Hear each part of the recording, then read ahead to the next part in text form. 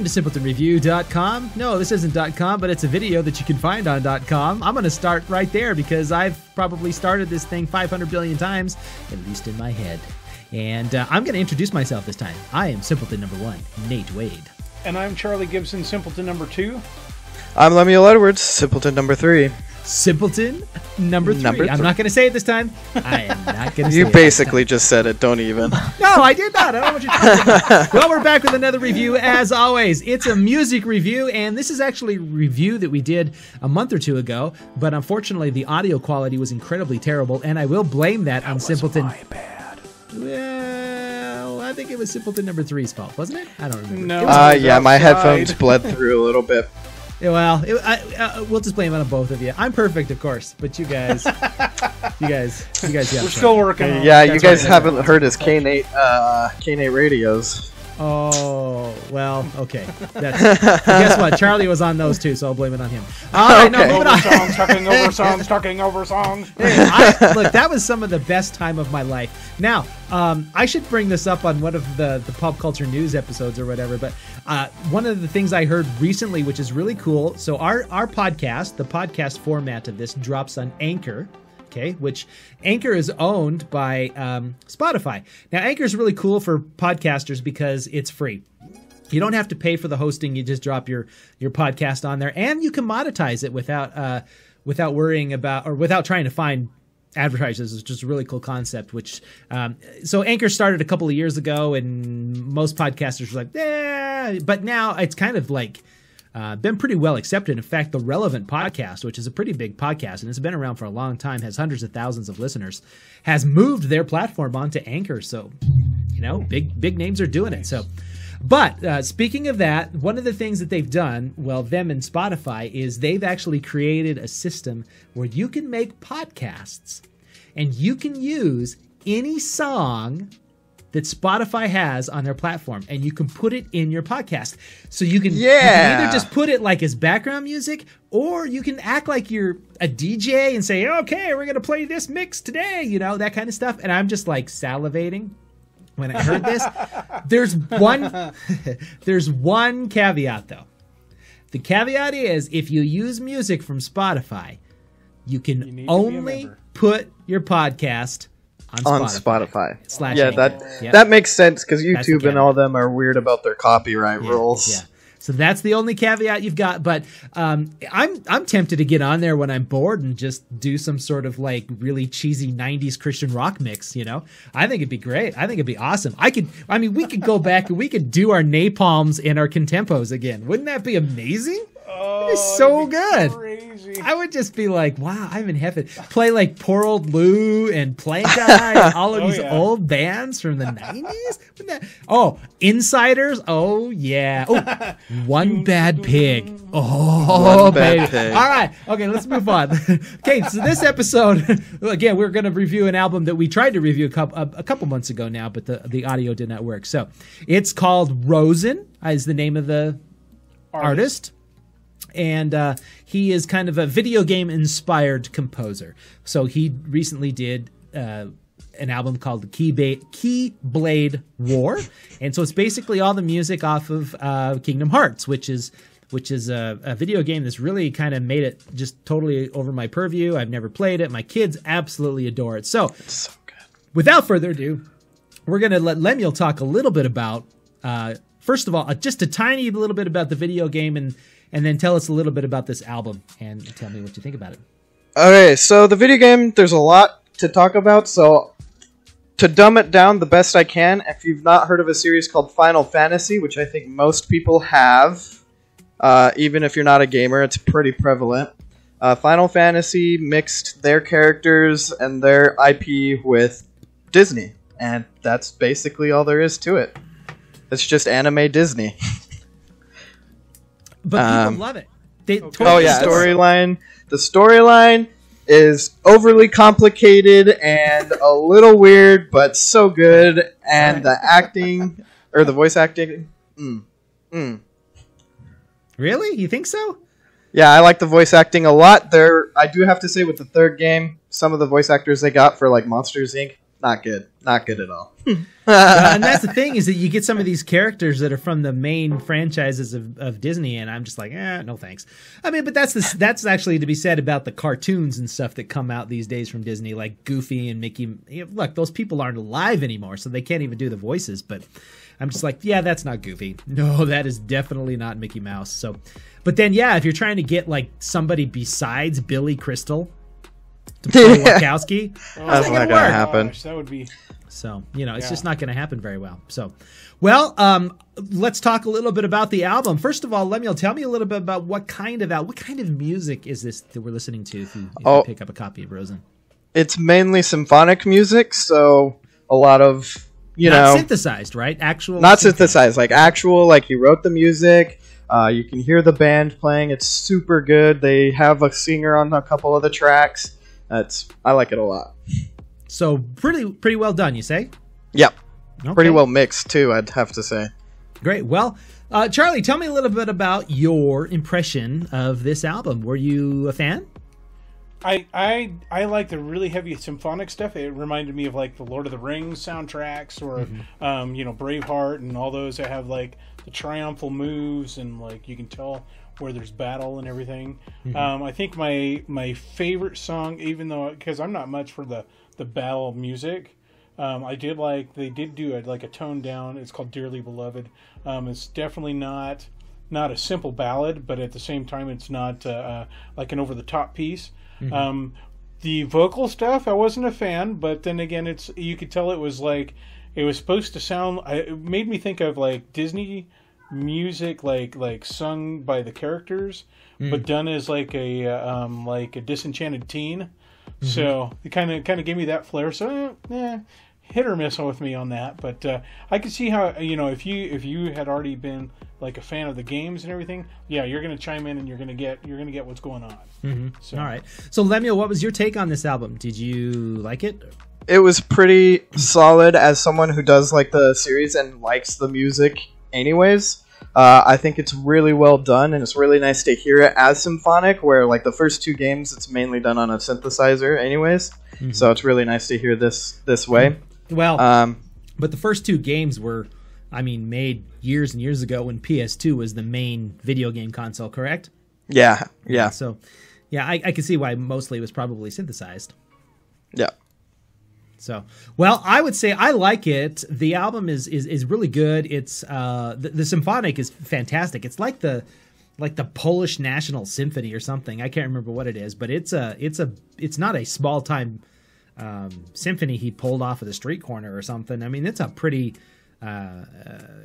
good symphony for the most part. And the vocal, like you said, the vocalist that he grabbed for the album, she's got some pretty good pipes on her, I'll tell you that. But my guess is that if you like symphony music, this is going to be pretty good. But if you're into video games, and especially if you are a Kingdom Hearts fan, then you're going to absolutely adore it, because you're going to have the nostalgia. And I don't have the nostalgia, because I've just heard it in the background, and if I have to hear that anymore, I'm going to throw the freaking video game out the door. Just telling you. Okay, That's really... how you can tell you're a dad. Oh, yeah, true. Can you kill that stupid boss already? Because I'm tired of hearing it. So, anyways, Lemuel, what is your score for? My score is Rozen? 4 out of 5. 4 out of 5. 4 out of 5. From Simpleton number 3, of course. He's going to give you that. Chuckles, what's yours? I'm going to give it a 2.5, mainly because it's not one that grooves my soul. But it is worth a listen. I think that it is one that everybody should give it at least a chance. Like I said, I found at least one track that I will probably have on a playlist. Probably something that I'm like doing resting stuff with, or working on reports with. So yeah. Okay, well, that sounds great. Yeah, it's stuff like you said. You could put it on the background. You could probably vibe to it just a little bit. But those of us that aren't into video games, we're probably not gonna appreciate it beyond that, because there's not any nostalgia to it. It's just kind of it's good. It's definitely good, but it's not something that I'm going to come back to over and over again. I'd rather just pick up some Hans Zimmer album or John Williams album and actually listen to that. But then again, there's nostalgia in that for the most part, right? I mean, yeah, it's like all pick up some of themed, those things. yeah. Exactly. So I am going to give it. I'm going to give it a 3. I mean, it's middle of the road. It's good, but it's not something I'm going to return to. I didn't think some of the themes were that incredible. I mean, it wasn't anything that stuck out to me. I certainly didn't feel like I was listening to Mussorgsky or Tchaikovsky or something like that. It's good. Don't get me wrong. I don't want to knock it so bad that everybody thinks I'm just hating on it. It's good, but it's not great. I'm being the mean one here, aren't I? No, I did the same thing. It's just it wasn't compatible with me. Yeah. So that's part of the rating, unfortunately. Yep. So, yeah. If you like video games, you'll dig it. If you don't like video games much, it'll probably be okay. That'd be my guess. And I like video games. I just don't play them much. So if not, you're going to stick a couple of those tracks in on random, and they're going to blow your socks off. Yeah, probably. That's probably accurate.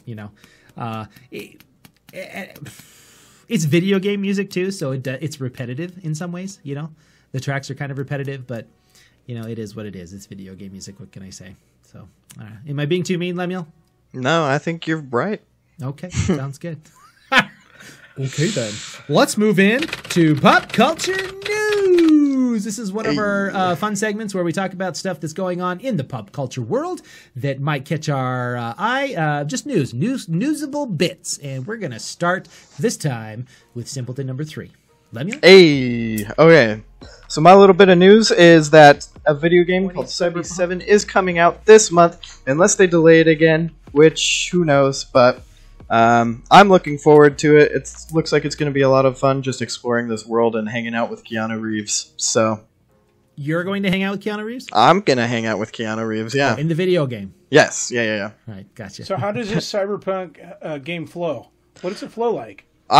So from what I've seen, I've kind of tried to not watch some of the gameplay and stuff just because I'm a little worried that the hype is going to make it it's going to be not as good as I want it to be if I watch the gameplay and stuff, but it looks like it's mainly like an RPG but set in the future, and you get to take out other gangs and deal with what seems like some sort of oppressive government, so it'll be interesting. And what's the name of the video game again? Cyberpunk 2077. Okay, now is this a series that's been out before, or is this a brand new video game? This is a brand new video game, but it is developed by I don't remember the name, but they've developed the Witcher series, so they're pretty well known. Okay, gotcha. Good. Well, thank you, Mr. Number 3, for bringing that. Mr. Number 2, what do you got for us this week? Furniture news, because I work in furniture. News. Yes. Yep. So how long have you been there now? 20 years? 20 years in August. Gosh. Dang. That's a long time. So a fun way to get customers involved with a new IKEA store over in Valladolid, Spain. So it's something somewhere like where that. I'm going to butcher the language badly. The Swedish retailer asked the public to name the street it's on.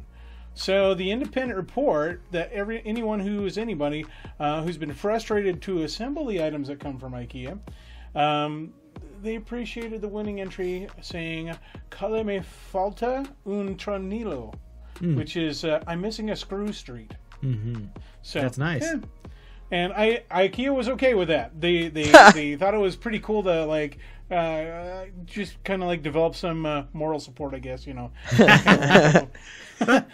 you gotta as any spokesperson would say, or anybody that's gonna back a company like IKEA, we gotta have a little fun. Yeah. So, well, and I've seen interviews and stuff from the CEO of IKEA. He seems like kind of a down to earth guy that does have a sense of humor. So that's good that they can laugh at themselves just a little bit. You know what I mean?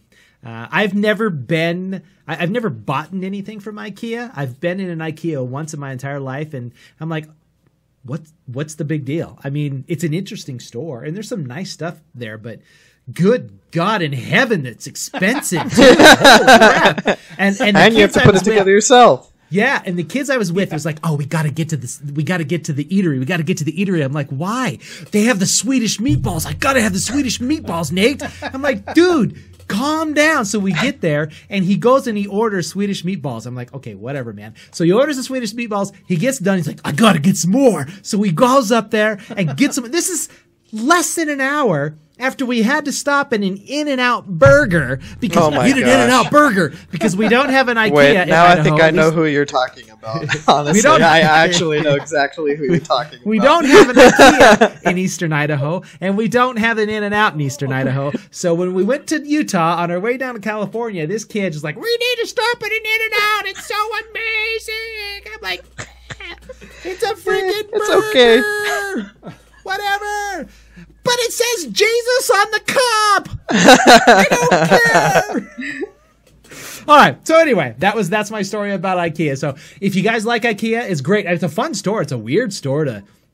Their design is really different. I mean, they put a lot of thought in how they designed that store to make sure that you pretty much have to walk through the entire store before Just to you leave. continue. Yeah. Charlie, have you ever been in one?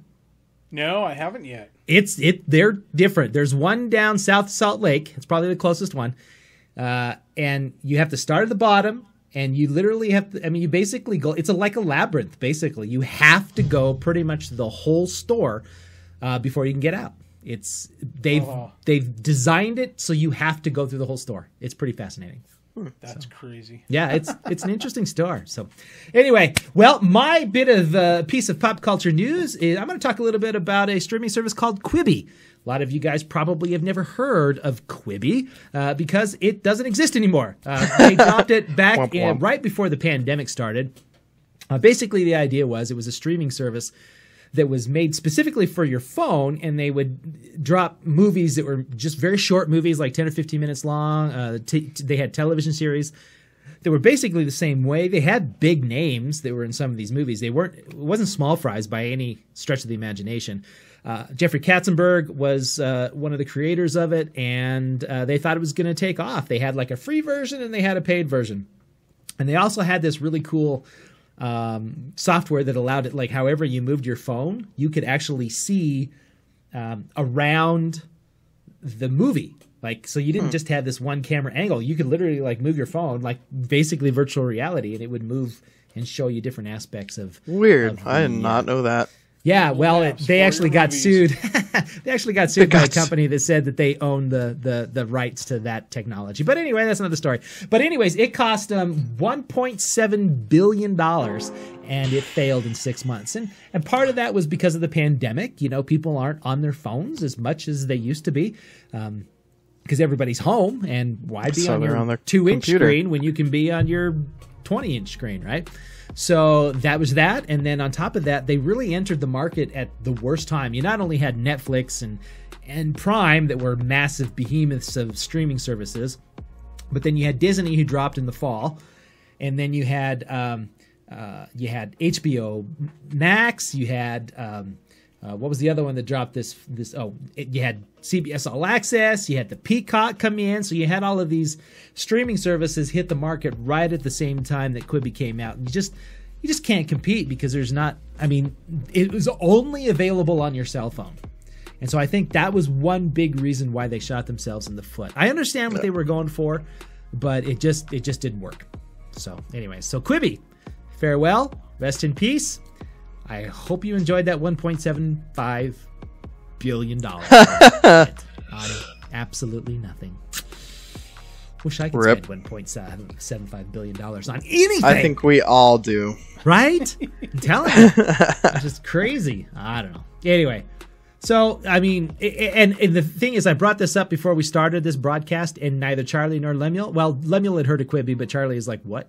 What is Quibi? Hadn't heard about that. So there you go. Quibi in a nutshell. That's it. I don't know what else to say.